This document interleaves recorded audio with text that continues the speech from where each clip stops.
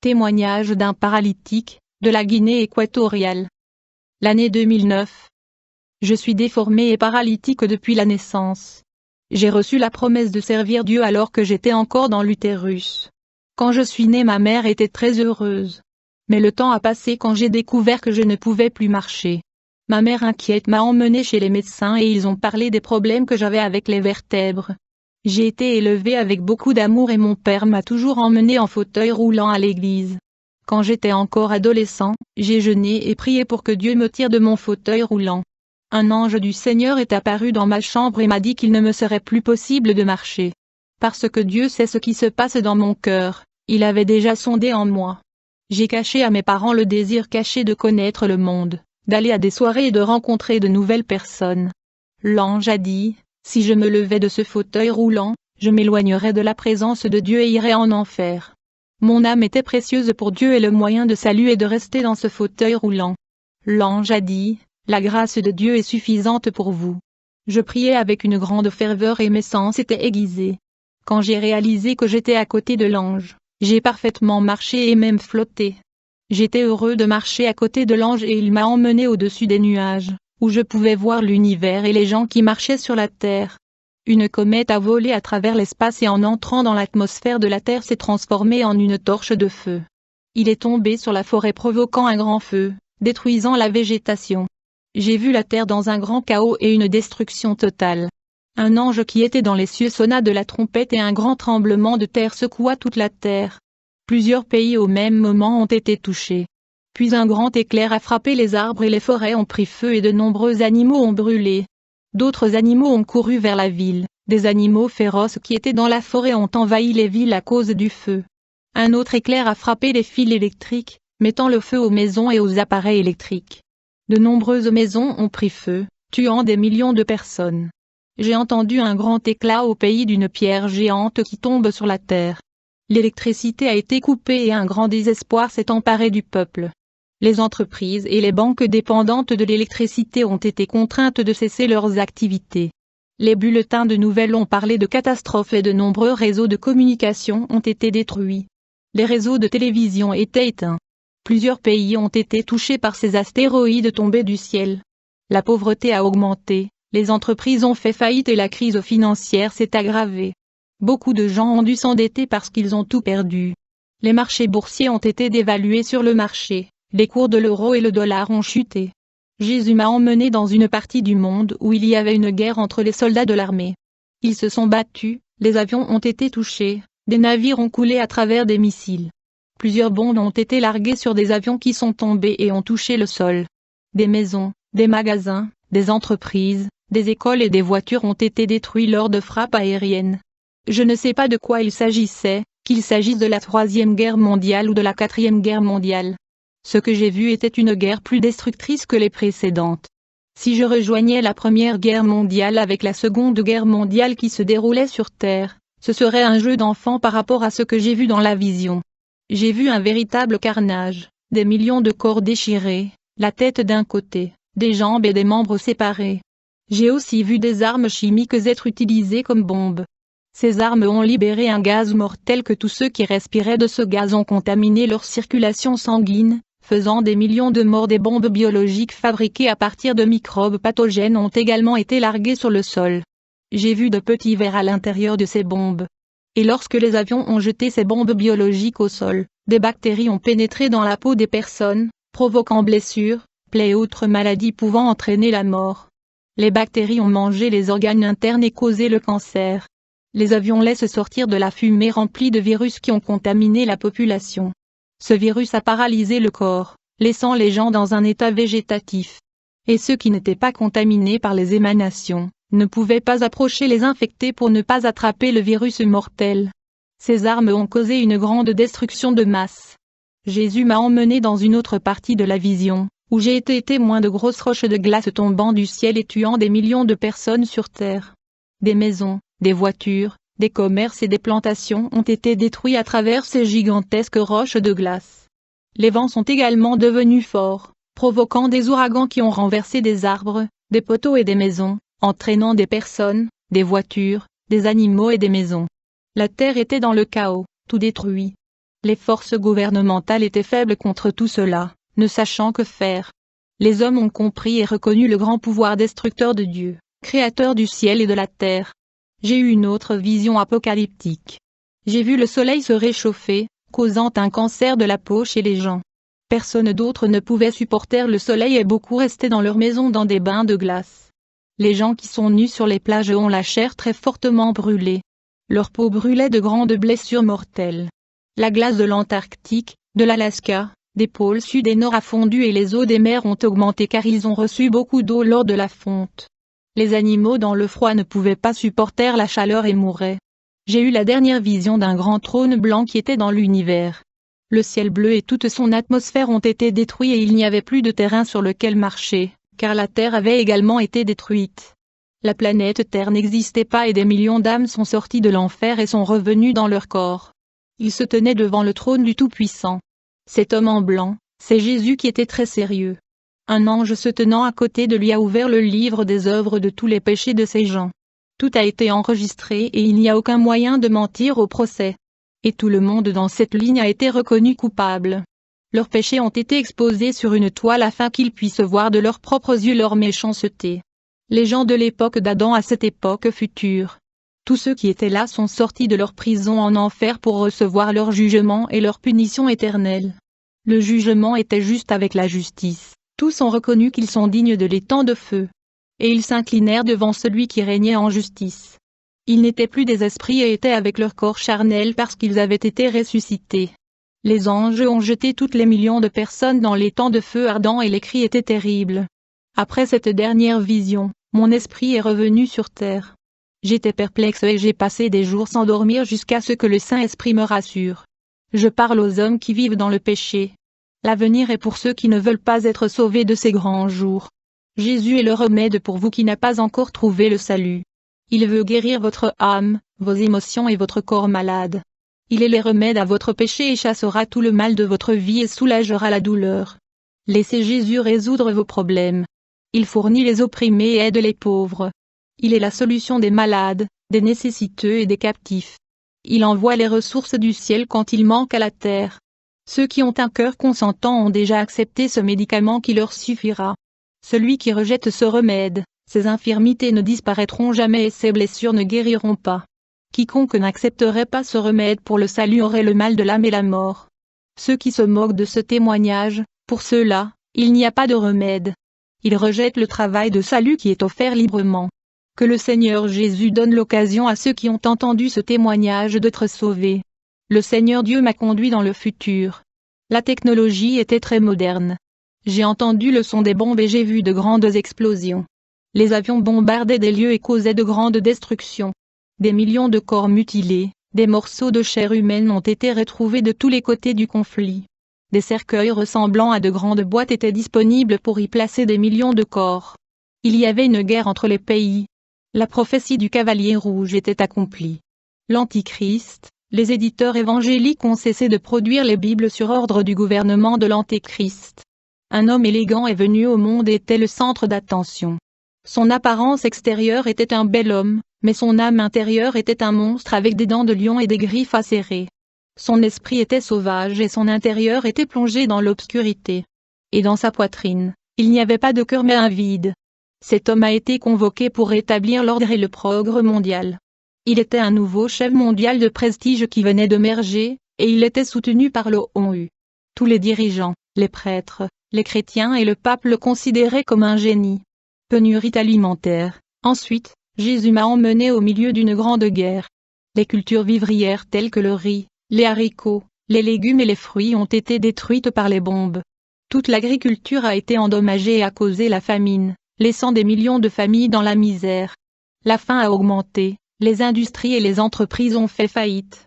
Le peu de nourriture qui restait ne suffisait pas à la population mondiale, entraînant des millions de décès dus à la malnutrition.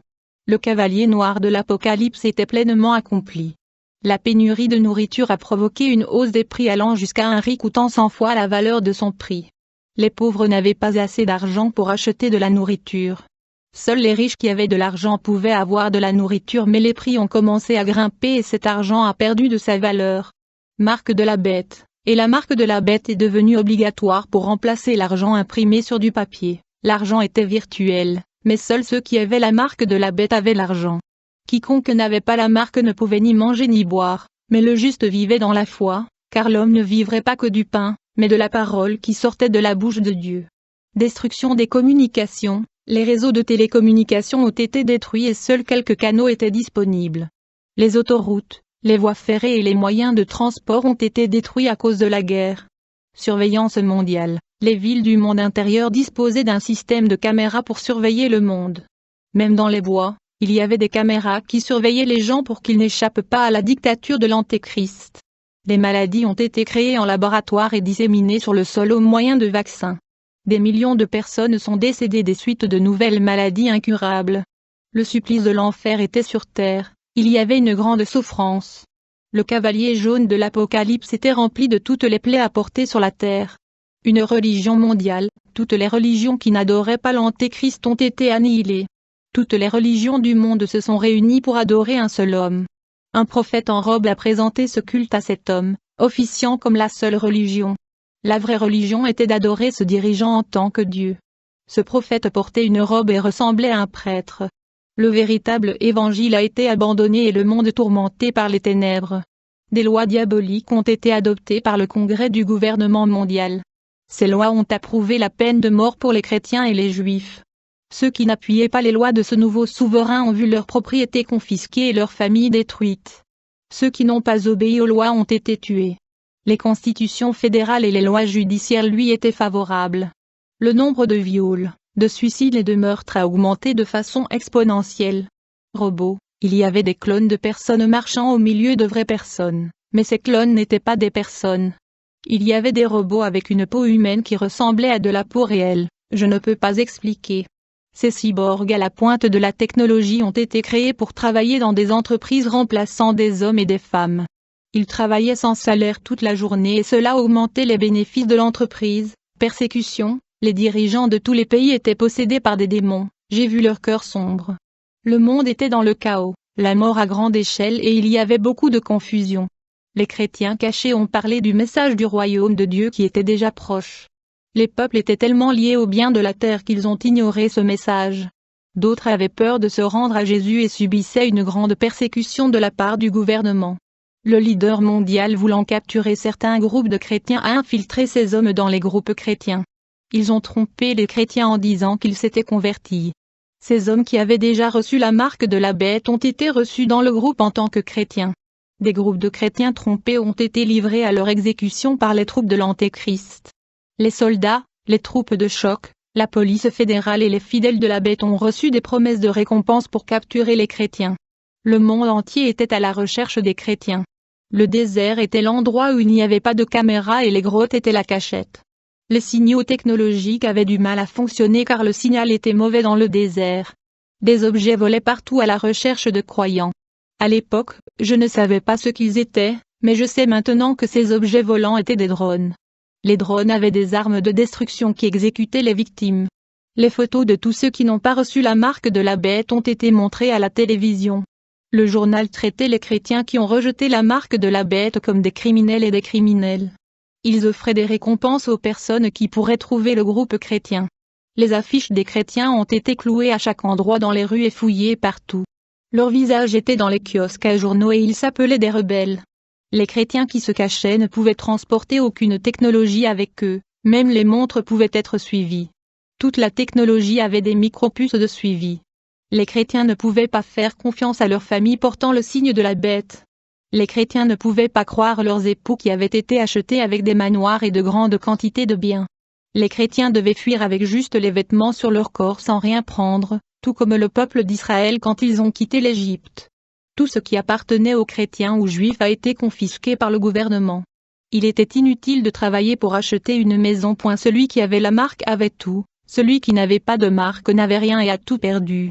Dans un monde détruit par la guerre et le cataclysme, quiconque a un manoir est riche, car la plupart ont perdu leur maison à la suite d'explosions de bombes et de catastrophes naturelles. Avoir beaucoup de nourriture, c'est devenir riche, car le monde a perdu ses récoltes à cause de la guerre et des catastrophes naturelles. Le gouvernement a contraint les familles et les épouses de chrétiens à les livrer aux autorités. Toute la ville et la forêt étaient surveillées, il n'y avait pas de cachette. Le désert où se cachaient les Juifs élus était également la place des chrétiens. Là, Dieu a fourni de la nourriture, même de l'eau bouillie dans le roc dans le désert. La caille et ses œufs étaient la nourriture du peuple de Dieu. Les chrétiens ont quitté leur maison avec toutes leurs affaires. Ceux qui ont été capturés ont été torturés jusqu'à ce qu'ils renient Jésus. Ceux qui n'ont pas nié ont été abattus, d'autres décapités et certains sont morts sur des chaises électriques. L'empire religieux a atteint son pouvoir au maximum en persécutant les chrétiens. Mais le leader mondial n'a pas voulu diviser son pouvoir avec la fausse Église, et a détruit le faux système religieux. Toutes les religions étaient affaiblies et n'avaient plus de pouvoir. Maintenant tout le pouvoir et tout le culte étaient concentrés dans les mains de l'Antéchrist. La fausse Église n'existait pas et il n'y avait pas de religion sauf le culte de l'Antéchrist. La crise financière a commencé à affecter le gouvernement du grand chef. Dieu lui-même était en train de détruire les propriétés du gouvernement avec des plaies.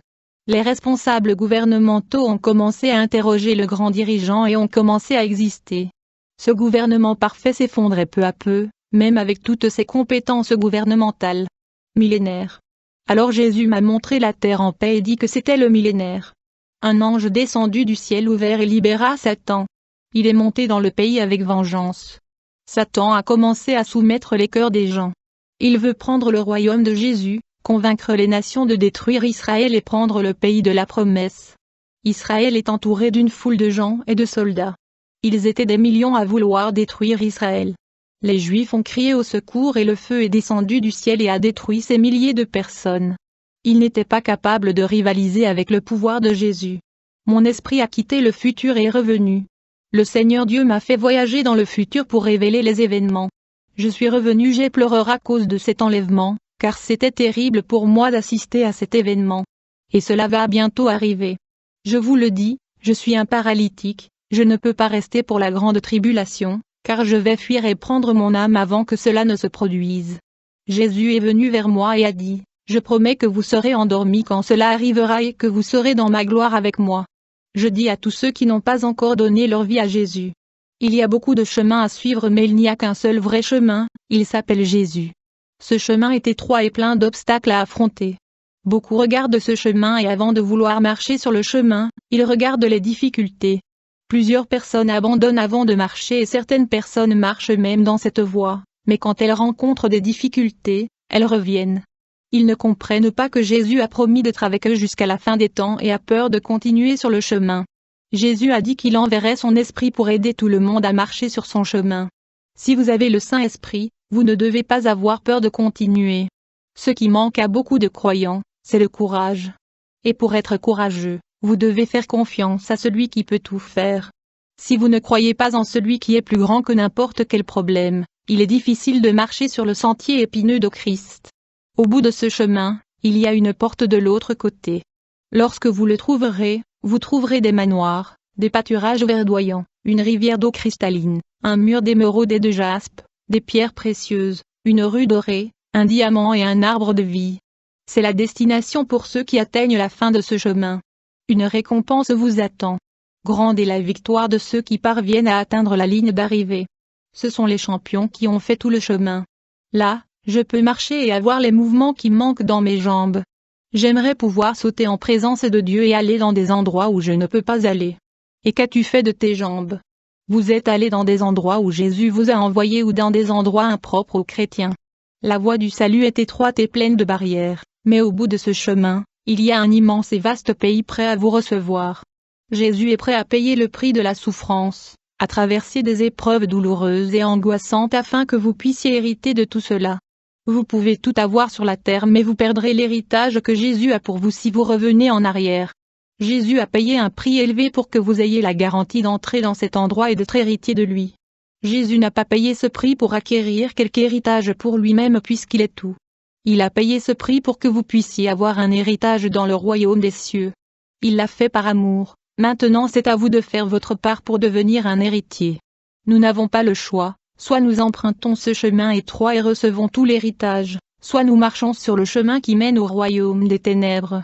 Dans le monde, il n'y a pas de liberté, dans le royaume des ténèbres, nous sommes prisonniers, mais dans le royaume des cieux, nous sommes libres du mal et de la tentation. Restez fidèles à la gloire de Jésus. Amen.